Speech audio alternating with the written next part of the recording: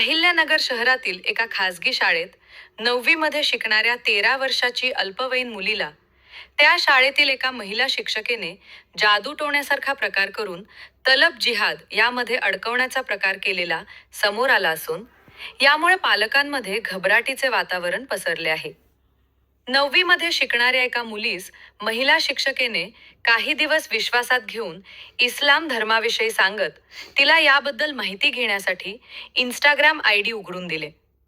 तसेच काही तरुणांची ओळख करून दिली आणि त्या मुलीला इस्लाम धर्म शिकण्यासाठी प्रवृत्त केले होते.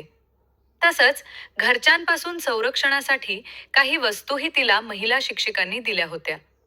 हा प्रकार पालकांच्या लक्षात आल्यानंतर त्यांनी या प्रकरणी सखोल माहिती घेतली असता अनेक धक्कादायक प्रकार उघडकीस आले आहेत. अखेर पालकांनी घाबरून आपल्या मुलीला शाळेत पाठवणे बंद केले असून या प्रकरणी त्या महिला शिक्षिकेबरोबर तिला मदत करणाऱ्या तरुणांवर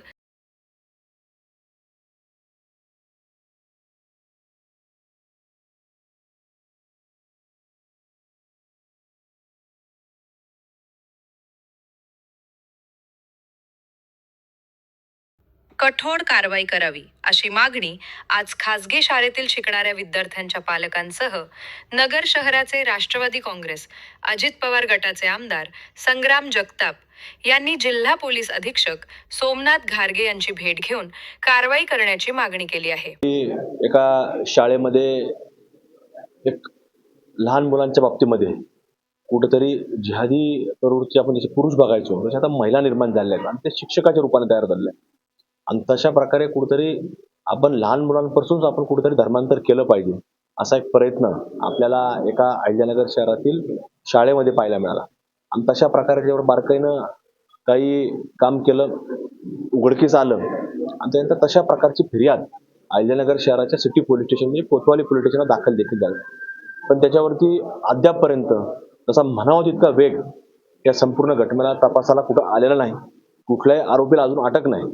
त्यामुळं या घटनेमधील जे काही सदरील आरोपी असतील हे आरोपी हे तात्काळ अटक झाले पाहिजे. त्याच्यामध्ये कुठले तरी एक नूर मॅडमचा उल्लेख त्या FIR मध्ये देखील आलेला आहे आणि FIR मध्ये आलेला असताना देखील अजूनपर्यंत कुठेही तो विषय पुढे गेलेला नाही. आणि याच्या बाबतीमध्ये सखोल तपास झाला पाहिजे. पालक वर्ग हा भयभीत झालेला आहे.